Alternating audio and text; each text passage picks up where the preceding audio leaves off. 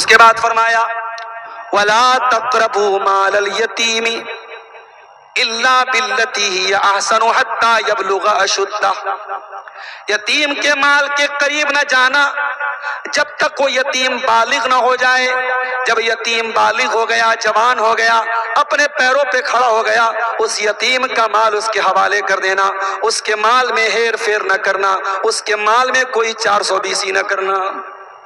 اس کے بعد ساتویں چیز فرمایا وَأَوْفُوا الْكَيْلَ وَالْمِيزَانَ وَأَوْفُوا الْكَيْلَ وَالْمِيزَانَ بِالْقِسْطِ، اور جب سامان تول کے دینا اور ناپ کے دینا تو برابر برابر تول کے دینا۔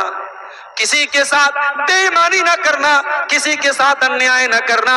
اگر تم بزنس کر رہے ہو، کاروبار کر رہے ہو، کسی کو نقلی مال نہ بیچنا، کسی کے ساتھ دھوکہ دھڑی نہ کرنا، ناپ اور تول میں کوئی کمی و کوتاہی نہ کرنا۔ میرے پیارے بھائیو، آج بھارت کی سرزمین پر حالات ہمارے لیے تنگ ہو رہے ہیں، مشکلیں ہمارے لیے کھڑی ہو رہی ہیں، مگر اللہ کا قرآن ہم کو راستہ بتا رہا ہے۔ اتنی مشکلوں کے باوجود ہے مسلمان، تیرا قرآن تجھے طریقہ بتا رہا ہے کہ تجھے بے ایمان نہیں بننا ہے، تجھے ایماندار بننا ہے، تجھے ناپ تول میں کمی کرنے والا نہیں بننا ہے، صحیح ناپ تول کرنے والا بننا ہے۔ تیرا کاروبار اتنا ٹرانسپیرنسی والا ہو، اتنا صاف ستھرا ہو کہ غیر مسلم بھی تجھ سے کاروبار کرنے کے لیے آگے بڑھے اور دنیا تیری ایمانداری کی تعریف کرے۔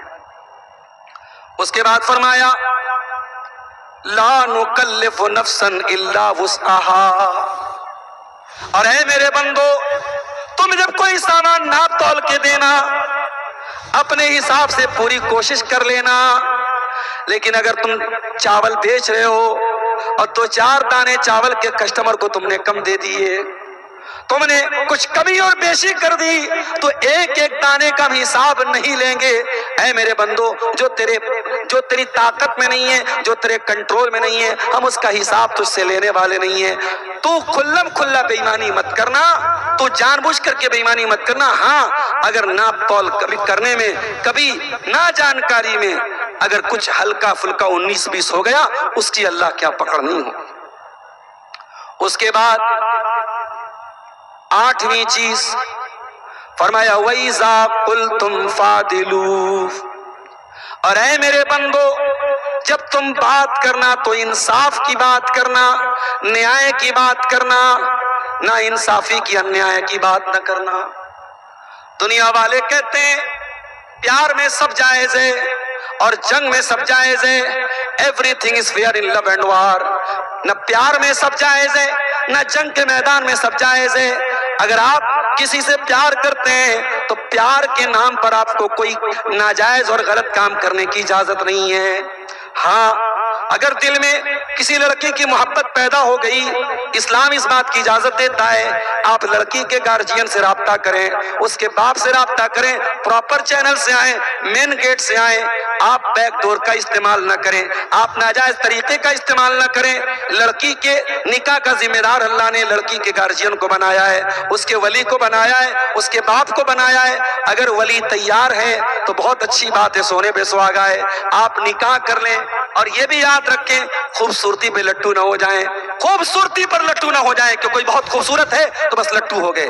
اگر خوبصورتی کے ساتھ ساتھ دینداری ہے، پراپر چینل سے آئیں اور گارجین سے ولی کے ذریعے نکاح کا پیغام بھیجیں۔ اگر ولی راضی نہیں ہے تو کورٹ میرج کرنا، بھاگ کے شادی کرنا حرام ہے، ناجائز ہے، زنا ہے، بدکاری ہے، اور جو کرے گا اللہ کے یہاں بہت سخت گنہگار ہوگا۔ میرے پیارے ساتھیو، نہ پیار میں سب جائز ہے، نہ جنگ کے میدان میں سب جائز ہے۔ ابھی سوڈان سے تصویریں آ رہی ہے، عجیب و غریب ظلم ہو رہا ہے، عجیب و غریب ظلم ہو رہا ہے۔ کسی کو زندہ تابوت میں بھرا جا رہا ہے، کہیں پورا گاؤں آگ سے زندہ جلا دیا جا رہا ہے۔ آج جنگ کے میدان میں لوگ ایک دوسرے کو کیا نہیں کرتے۔ اسی بھارت کے ایک اسٹیٹ میں دنگا ہوا اور تصویریں وائرل ہوئی، ماں حاملہ عورت کے پیٹ میں بھالا مار کے پیٹ کا بچہ ہوا میں لہرایا گیا، اور بعد میں یہ ظلم کرنے والے سب کو کلین چٹ دے دی گئی۔ میرے پیارے ساتھیوں، یاد رکھو، دنیا میں اگر انصاف نہیں ہوا، اللہ کی عدالت میں انصاف ہوگا۔ اسلام اپنے دشمن کے ساتھ بھی ہمیں انیائے کرنے کی تعلیم نہیں دیتا۔ اللہ قرآن میں کہہ رہا ہے وَإِذَا قُلْتُمْ فَعْدِلُوا، جب بات کرو تو نیائے کی بات کرو۔ اسی کٹیہار سے میرے پاس یہ بھی فون آیا، مولانا صاحب پنچایت کرنے والے کو اپنے پچ میں فیصلہ کرنے کے لیے بیک ڈور سے پیسہ دیا جاتا ہے، رشوت دی جاتی ہے، اور جو زیادہ تگڑا ہوتا ہے، زیادہ مضبوط ہوتا ہے، کچھ پنچایت کرنے والے اس کے حق میں فیصلہ کر دیتے ہیں۔ یاد رکھیں ایسے بے ایمان پنچایت کرنے والے پنچ اور سردار، یہ پنچایت کی کرسی، یہ سردار کی کرسی، یہ فیصلہ کرنے والے کی کرسی قیامت کے دن تیرے لیے جہنم کی کرسی بنے گی۔ اگر تو نے رشوتیں لے کر غلط فیصلے کیے ہیں اور حقدار کا حق مارا ہے اور مظلوم کو دبایا ہے تو یاد رکھ تو نبی کا ماننے والا نہیں ہے، تو شیطان کا ماننے والا ہے۔ میرے نبی انصاف کے علم بردار تھے، میرے نبی کا فیصلہ انصاف کا فیصلہ ہوتا تھا۔ نبی کی عدالت میں کیس آیا، اے اللہ کے نبی ایک عورت نے چوری کی ہے، قبیلے بنو مخزوم کی عورت ہے، فاطمہ نام تھا اس عورت کا، بہت بڑے خاندان کی عورت تھی، چوری کی تھی اس نے۔ نبی نے کہا ہاتھ کاٹا جائے گا۔ خاندان کے لوگ پریشان ہو گئے، ہمارے خاندان کی ناک کٹ جائے گی۔ حضرت اسامہ سے کہا آپ نبی کے چہیتے ہیں، نبی کے لاڈلے ہیں، نبی آپ کی بات مانتے ہیں، آپ اللہ کے نبی سے ریکویسٹ کیجئے، گزارش کیجئے کہ اللہ کے نبی فیصلہ چینج کر لیں، کوئی اور سزا دے دیں۔ اسامہ آتے ہیں، اللہ کے نبی کے سامنے بات رکھتے ہیں۔ بخاری کے الفاظ ہیں، اللہ کے نبی کا چہرہ غصے سے لال ہو جاتا ہے اور آپ فرماتے ہیں اے اسامہ کیا تم یہ چاہتے ہو میں اللہ کا قانون بدل ڈالوں اس لڑکی کے لیے، اس عورت کے لیے؟ اے اسامہ اللہ کی قسم لو ان فاطمہ بنت محمد سرقت لقطعت یدها۔ اے اسامہ یہ تو قبیلے بنو مخزوم کی فاطمہ تھی، میری عدالت میں اگر یہ کیس آتا، میری لختے جگر، میری نور نظر، میری بیٹی فاطمہ نے چوری کی ہے، اے اسامہ اللہ کی قسم محمد کی عدالت سے کوئی اور فیصلہ نہ آتا، میں اپنی بیٹی کے بھی ہاتھ کٹوانے کا آرڈر دے دیتا۔ انصاف کرو پنچایت والوں، انصاف کرو ایک دوسرے کا فیصلہ کرنے والوں، انصاف کرو، حق کا ساتھ دو، صحیح کا ساتھ دو، کسی کی طاقت دیکھ کر، کسی کی دولت دیکھ کر اس کا ساتھ مت دو۔ اس کے بعد فرمایا وَلَوْ كَانَ ذَا قُرْبَىٰ، تم انصاف کی بات کرو اگرچہ اپنے رشتہ دار کے خلاف پڑ جائے، اپنے قریبی لوگوں کے خلاف پڑ جائے، تب بھی تم انصاف کی بات کرو۔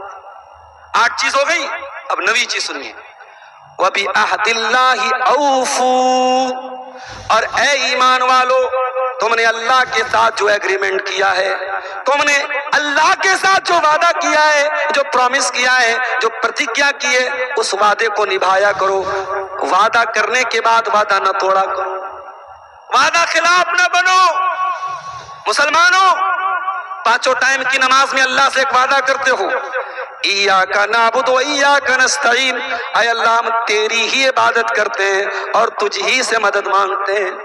نماز میں اتنا بڑا وعدہ کرنے کے بعد اگر گلے میں تعویذ پہنتے ہو اور ہاتھ میں دھاگا باندھتے ہو اور یہ عقیدہ رکھتے ہو کہ دھاگا باندھنے سے بیماری چلی جائے گی، تعویذ پہننے سے بگڑی بن جائے گی، اور کار سے جا رہے ہو بلی نے راستہ کاٹ دیا اور یہ عقیدہ رکھتے ہو کہ بلی کے راستہ کاٹنے سے ہمارے اوپر مصیبت آ جائے گی، تو یاد رکھو تم نے اللہ سے وعدہ کر کے وعدہ خلافی کی ہے۔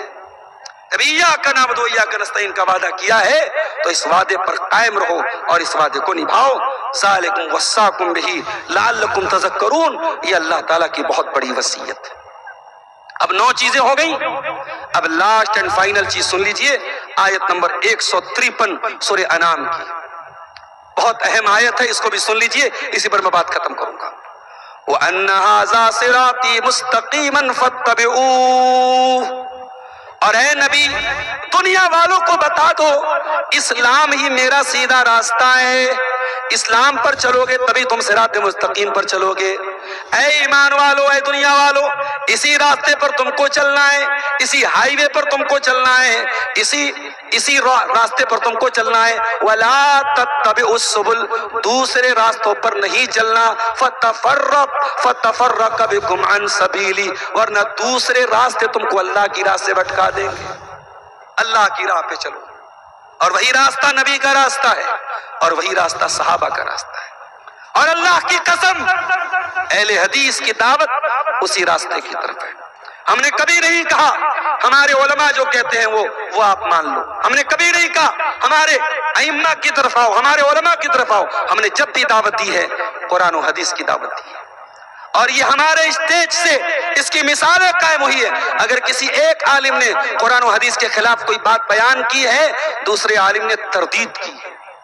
ابھی مجھے کسی نے بتایا کہ کہیں کسی نے تقریر میں کہا کہ ختنہ کی دعوت حرام ہے. یہ حرام کا لفظ اگر کوئی استعمال کرتا ہے مناسب بات نہیں ہے. چونکہ بات آئی ہے اس لیے میں بات بتا رہا ہوں کہ ختنہ کی دعوت کے بارے میں زیادہ سے زیادہ یہ لفظ استعمال کرنا چاہیے، بہتر نہیں ہے، مناسب نہیں ہے. کیونکہ اللہ کے نبی سے کوئی صحیح حدیث میں ثبوت نہیں ملتا.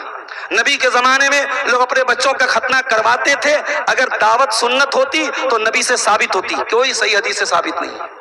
لیکن اس کو حرام نہیں کہا جا سکتا.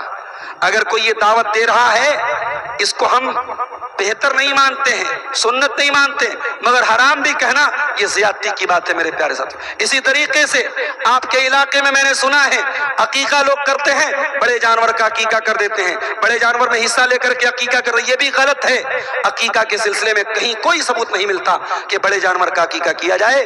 عقیقہ چھوٹے جانور کا، بکرے کا یا بھیڑے کا ہی ثابت ہے، اسی میں آپ کیجئے. ہاں عقیقہ کے جانور کا دتا ہونا ضروری نہیں ہے. اگر بغیر دانت کا بھی اگر مضبوط جانور ہے اس کا آپ عقیقہ کر سکتے ہیں. تو یہ 10ویں اور آخری بات ہے جو اللہ نے بیان کی، وَأَنَّ هَذَا صِرَاطِي مُسْتَقِيمًا فَاتَّبِعُوهُ وَلَا تَتَّبِعُوا السُّبُلَ فَتَفَرَّقَ بِكُمْ عَنْ سَبِيلِهِ، کہ اے ایمان والو اللہ کے راستے کی صراط مستقیم کی پیروی کرو اور دوسرے راستوں کی پیروی مت کرو، ورنہ تم کو یہ دوسرے راستے اللہ کے راستے سے بھٹکا دیں گے.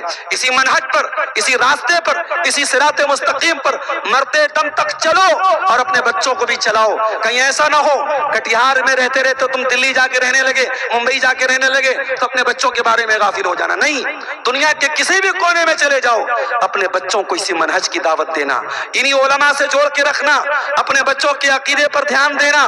یہ دھیان دینا کہیں تمہارے بچے، آج میں جب آپ کے علاقے میں آتا ہوں بعض نوجوان آتے ہیں دونوں ہاتھ سے مصافحہ کرتے ہیں. اس کا مطلب کہ ان کی تربیت نہیں کی گئی، ان کو نہیں بتایا گیا کہ مصافحہ جو سنت ہے وہ ایک ہاتھ سے ہے. ہمارے بہت سارے نوجوان ہیں، ان کے یہاں میں بہت ساری چیزیں دیکھتا ہوں، نماز پڑھتے ہیں سنت کے خلاف نماز پڑھتے. کیوں؟ ماں باپ نے کبھی سکھایا نہیں.